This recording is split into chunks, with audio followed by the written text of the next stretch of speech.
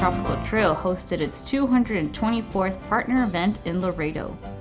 Partners started the day at the Border Heritage Museum to view the latest exhibit on the history of the Laredo Police Department. Partners then traveled to Las Palmas Nature Trail for a guided tour and historical perspective of the trail.